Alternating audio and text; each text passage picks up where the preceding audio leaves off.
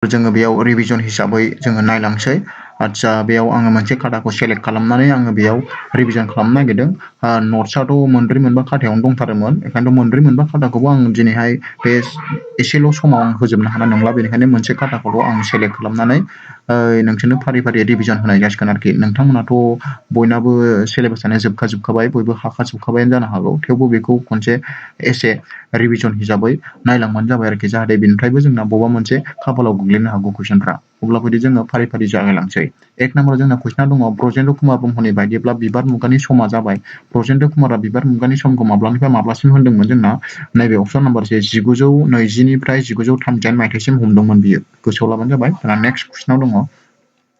2 number कुइसनाव Brajendra Kumar ब्रह्मनि बायदिब्ला अलंबार मुगानि समखौ दाना माब्लानिफ्राय हमदोंमोन ब्रजेन्द्र कुमार ब्रह्मआ 1937निफ्राय 1945 मायथाइसिम बेयाव हमदोंमोन नोंथांमोन बेखौ बयबो बिजाबाव फरायजोबखाबाय गोसोआव लाखाबाय जानांगौ थेवबो बेखौ एसे रिभिजन नायलांबानो जाबाय आरोखि नोंथांमोननि अबेबाफोर बावनानै दंबा क्लियार जालांगोन दाना नायदो नैबे 3 नाम्बाराव फैबाय बिबार लाइसि जों बिबार लाइसिखौथ' बयबो मिथिखागौ बिनि सोमोन्दै गोबाङानो मोखासथ' लाखाबाय गोसोआव लाखाबाय बिनि सुजुगिरिया सोरमोन बिबार लाइसिना जोंना सतिश चन्द्र बसुमतारिया सुजुदोंमोन ओमफ्राय बियो माब्ला ओंखारदोंमोन 1924 मायथाइयाव ओंखारदोंमोन बर'नि गिबिसिन लाइसि होननानै बेखौ बुंनो हायो ओमफ्राय बे बिबार लाइसियाव गासै मोन 8 बिसान दं बेखौबो गोसोआव ला हा बे इम्परटेन्ट मोनबेसे बिसान दं बेखौ सोंनो हागौ नेक्स्ट फैदो जोंहा 4 नम्बराव फैबाय अलंबार लाइसिखौबो मिथिखागौ बेनि सुजुगिरिया सोरमोन जोंना प्रमद चन्द्र ब्रह्म बेयो ओंखारदोंमोन बेसिबां 1938 मायथाइयाव ओंखारदोंमोन अलंबार लाइसिया दाना नेक्स्ट फैबावदो 5 नाम्बाराव खन्थाइ मेथाइ दाना खन्थाइ मेथाइखौबो मिथिखागौ जोंहा खन्थाइ मेथाइ बर'नि गिबिसिन खन्थाइ मेथाइया मा जोंबा बे खन्थाइ मेथाइयानो जोंना बेयो ओंखारदोंमोन बेसिबां 1923 मायथाइयाव बियो मा जादोंमोन ओंखारदोंमोन 1923 मायथाइयाव ओंखारदोंमोन सुजुगिरिया सोरमोन बेखौ सानै सुजुगिरिया लोगो नांनानै सुजुदोंमोन नङा होमबा रुपनाथ ब्रह्म आरो मदाराम ब्रह्म बेयाव मेथाइया 8था दङ ओमफ्राय खन्थाइया 22था दङ बेखौबो गोसोआव लानांगोन हो बे भेरि भेरि इम्परटेन्ट बियो 8था आरो खन्थाइया 22था बियो दाना फैबावदो नेक्स्ट 2 नाम्बाराव दं बर'नि गिबिसिन सुंद' सल'नि मुङा मा बर'नि गिबिसिन सुंद' सल' बेखौथ' मिथिखागौ जोंना मामोन आबारि बेखौ सोर लिरदोंमोन ईसान मोसाहारिया लिरदोंमोन आबारिखौ ओमफ्राय बियो माब्ला ओंखारदोंमोन होनबा 1940 मायथाइयाव ओंखारदोंमोन बियो गोसोआव लाबानो जाबाय जुदि बिनि माबाफोर गोरोन्थि जादोंबा इमिडियेट नोंथांमोना कमेन्टआव खिथाहरगोन बेखौ आं आसा खालामबाय दाना फैदो नेक्स्ट 7 नाम्बाराव बर'नि गिबिसिन सुंद' सल' बिजाब दहायना मा होनदों बर'नि गिबिसिन सुंद' सल' होननानै बुङोबा जों आबारि नाथाय सुंद' सल' बिजाब होननानै बुङोबा जों माखौ बुंनांगोन फैमाल मिजिंखौ बुंनांगोन लोगोफोर सुंद' सल' बिजाब होननानै बुङोबा फैमाल मिजिं जाय ओंखारदोंमोन 1970 मायथाइयाव ओंखारदोंमोन सुंद' सल' बिजाबा ओमफ्राय बिनि लिरगिरिया सोरमोन होनना बुङोबा चित्तरन्जन मोसाहारिया बे सुंद' सल' बिजाब फैमाल मिजिंनि लिरगिरि बेखौ गोसोआव लाबानो जाबाय सुंद' सल' मिथिया दा सुंद' सल'ल' होननानै बुंबा आबारि ओमफ्राय सुंद' सल' बिजाब होननानै बुंबा फैमाल मिजिंखौ हो नेक्स्टआव फैदो 8 नम्बराव बर'नि गिबिसिन सल'मा बिजाबा नोंथांमोना मोखासथ' लाजोबखाबाय बेयो जाहैबाय मा जुजाइनि अर बेयो ओंखारदोंमोन माला 1962 मायथाइयाव ओंखारदोंमोन हो बिनि लिरगिरिया सोरमोन चित्तरन्जन मोसाहारिया बिनि लिरगिरि दाना फैदो नेक्स्ट जोङो माखासे खन्थाइगिरि रायथाइगिरिफोरनि एसे सोमोन्दैबो फटाफट जों फारि फारि नायलांबावसै सिलेबासाव गोनांखौल' नायगोन बेयाव मा बुंदों ईसान मोसाहारिनि जोनोमा जोंना मा जादोंमोन 1915 मायथाइयाव क'क्राझार जिल्लानि थुरिबारियाव जादोंमोन बे नैबेथ' सोंजाखाबाय कुइसना थुरिबारिया ओमफ्राय बिफाया मा नाम मोनबा गयाराम मोसाहारि ओमफ्राय बिमाया मा गुन्दारि मोसाहारि रमान्टिक खन्थाइनि खन्थाइगिरिमोन बेयो बर'नि जन किटस होननानै बुङोमोन सोरखौ ईसान मोसाहारिखौ बेयो 1940 मायथाइयाव थैदों गोसोआव ला लोगोफोर 1940 मायथाइयाव बेयो थैदों बेनिफ्रायनो कुइसना जाथाव कुइसन दानग्रायाबा माबायदि कुइसन दाननानै दङ दा बेखायनो जों बिसोरनि जोनोम सान बिफानि नाम बिमानि नाम गासैखौबो जोङो मोखासथ' लाजोबनानै थांखानांगोन आरोखि थांनाय बोसोरावथ' नैबे थुरिबारिया सोंजादों नङा होमबा ईसान मोसाहारिनि जोनोम जानाय गामिया मा होननानै कुइसन सोंदोंमोन अब्ला मामोन जोंना थुरिबारिमोन थिग बिदिनो बे हयथ' जोनोम सानखौ सोंनो हागौ नङाबा बिफानि नाम बिमानि नाम बेफोरखौ सोंलाबायनो हागौ आरोखि नैबेखौ खिन्थु एसे गोसोआव लागा जन किटस सोरखौ बर'नि जन किटस होननानै बुङो ना कुइसनबो जानो हागौ होमबा ईसान मोसाहारि दा नेक्स्ट फैदोलाय जोंहा नायबावनोसै 10 नम्बराव दङ सतीश चन्द्र बसुमतारी जोंना सतीश चन्द्र बसुमतारीनि सोमोन्दै जों नायोबा मोनगोन जोनोमा 1901 मायथाइयाव जादोंमोन बियो क'क्राझारनि फालुकुमारी गामियाव जादोंमोन बिमा बिफानि मुङा बेयाव दंखायनो खौलो बसुमतारी मदानदाराम बसुमतारी बियो सासे बिबार मुगानि गायसनगिरि आरो जेन्थ'खा लाइसिनिबो सुजुगिरि बियो 1974 मायथाइनि 16 नबेम्बराव थैदों बिथांनि सोरजिनायफोरखौ नोंथांमोना मा सोरजिदों मा खन्थाइ लिरदों नोंथांमोना बेखौ गोसोआव लाजोबखाबाय फरायजोबखाबाय दाना फैदो जोङो नेक्स्ट 11 आव दङ प्रमद चन्द्र ब्रह्म दाना प्रमद चन्द्र ब्रह्मनि सोमोन्दै नायोब्ला मोनबाय जोनोमा 1916 मायथाइयाव जादोंमोन लोगोफोर जायगाया बेना अबावमोन गदामारि गामियाव सोंनोबो हागौ बिफाना मामोन सभाराम ब्रह्म बिमा सुवाति बियो खेबसेनो मा लिरदोंमोन इंलिश बड' इंलिश हिन्दी मोनथाम रावनि सोदोब बिहुं लिरदोंमोन बियो 1996 मायथाइयाव अलंबार 1938 मायथाइयाव हाथरखि हालाबो लिरदों बिदिनो मेरला रायथाइ खन्थाइ बिबो लिरबावदों नोंथांमोना जायखौ फरायखांखाजोबखाबाय बेखौ आं बुंनो थांला दा फैदो जोंहा 12 नम्बर कुइसनाव 12 नम्बराव जोंहा सोरनि सोमोन्दै दङ रुपनाथ ब्रह्मनि सोमोन्दै दङ दाना रुपनाथ ब्रह्मनि जोनोमा 1902 मायथाइयाव बे औवाबारि गामियाव जादोंमोन क'क्राझारनि औवाबारि बेखौ गोसोआव लाखा सोंनोबो हागौ बेफोरखौनो दाना बिफाया बिना सोरमोन थजेन्द्र ब्रह्म बिमाया खोदोमस्रि ब्रह्ममोन बर'नि गिबिसिन एमएलए जाजेननाया सोर होननानै बुङोबा रुपनाथ ब्रह्मआनो गोसोआव लाखा बेयो उकिलबो जादों ओमफ्राय एमपिबो जादों गोसोआव लाखा बेयो थैदों 1968 मायथाइयाव बेनि सोरजिफोरखौ नोंथांमोना फरायनानै लाखाबाय दाना फैदो नेक्स्ट 13 नम्बराव फैदो जोंहा दारेन्द्रनाथ बसुमतारी जोनोमा 1938 मायथाइयाव बामोनखुरा गामियाव जोनोम जादोंमोन गसाइगाव साब डिभिजननि आन्दाराव बिफाया बसन्त कुमार लाहारी बिमाया देवबारि लाहारीमोन गोसोआव लाबानो जाबाय बिनि डिटेलखौबो नोंथांमोना फरायखाजोब्बाय बेनिखायनो आं बेयाव जास्ट खालि जोनोम आरो बिमा बिफानि नामखौल' बेयाव मेनसन खालामबाय बै मोनसे खाथायावसो बिनि डिटेल्सआ फुरा दंजोबोमोन दा बेयाव बेसिमल' दङ बेखौनो होनाय जाबाय दा नेक्स्टआव 14 नम्बराव फैबाय समर ब्रह्म चौधुरी दा समर ब्रह्म चौधुरीनि सोमोन्दै फरायबा जों मोनगोन जोनोमा बेना 1938 मायथाइ फाथाखाथा गामियाव जादोंमोन बेयो गसाइगाव साब डिभिजननि आन्दारावनो बिफाया मंगल सिं ब्रह्म चौधुरी आरो बिमाया सोरगोस्रि चौधुरीमोन आरोखि बिसिया सन्दाया सोरनि फिसाजोमोन रुपनाथ ब्रह्मनि फिसाजोमोन आरोखि थारमाने बिजामादै जाहैबाय बेयो समर ब्रह्म चौधुरीया सोरनि रुपनाथ ब्रह्मनि गोसोआव ला बे माखासे खन्थाइयारि लिरनायखौ बेयाव होदों खन्थाइया सिजौ गेरेमसा लिरदों बैराथि लाइसि लिरदों 1970 आव बारदै सिख्ला 1971 आव रादाब लिरदों 1922 आव खन्थाइ बिजाब बेयो रादाबा मोननै दं आरो मोनसे रादाबा 1980 आव जाय बेखौ जोङो सानस्नियारि खौरां बिलाइ होननानै मोनथियो बेयाव 77 ता बिसान दङ बे जोंहा समर ब्रह्म चौधुरीखौ गुबुन नाम होननानैबो मोनथिबावो बेयो जाबाय सम बेखौ गोसोआव लाखा बेफोरनो कुइसन जाथाव आरोखि सम बोरै जागोन समर ब्रह्म चौधुरीनि गुबुन मोनसे मुङा मा एबा बेखौ मा मुङै मोनथिबावो होनबा सम नेक्स्ट फैदोलाय जोंहा 17 आव कमल कुमार ब्रह्म बेनि सोमोन्दै नायनोसैलाय कमल ब्रह्मआ जोनोमा बेसेबां जादों 1929 मायथाइयाव बियो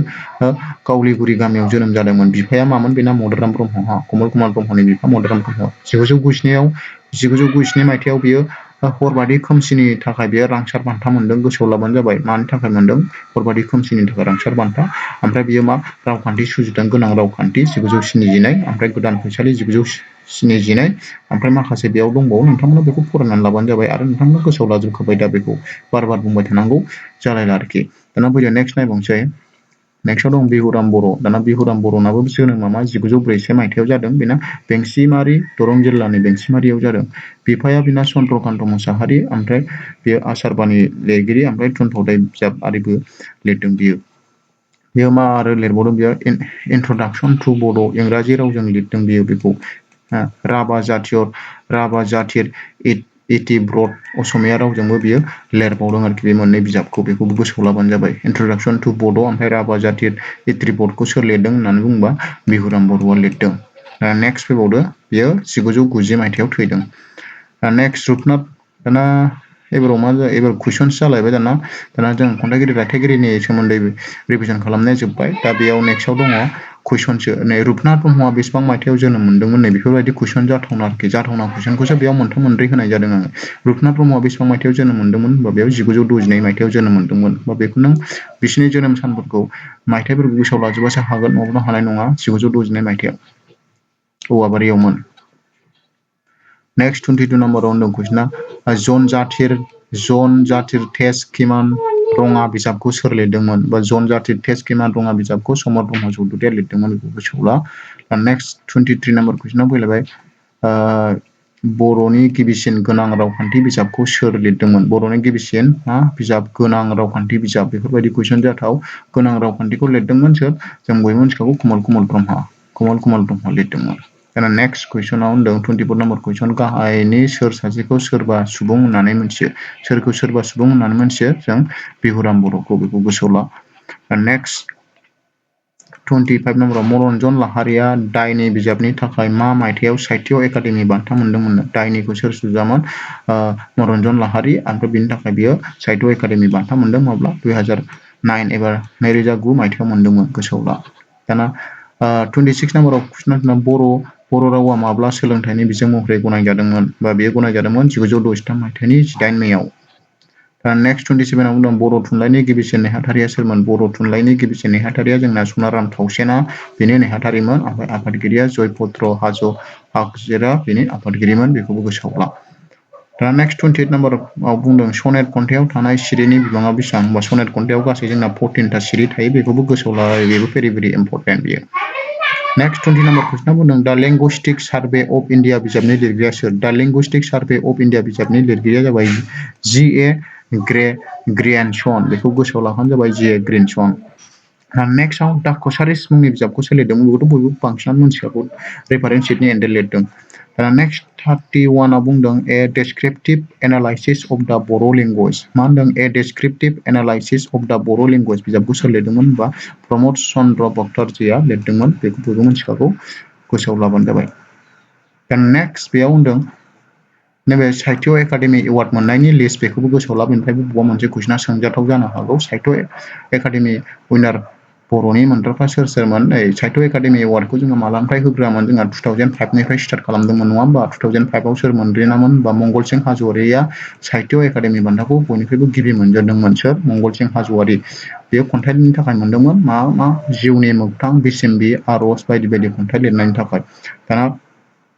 2 नम्बराव 2006 मायथाइयाव सोर मोनामोन होनबा कातिन्द्र सरगयारि मोनदोंमोन सानमोखाङारि लामाजों नबेलनि थाखाय बियो मोनदोंमोन। 2007 आव सोर मोनदोंमोन 2007 आव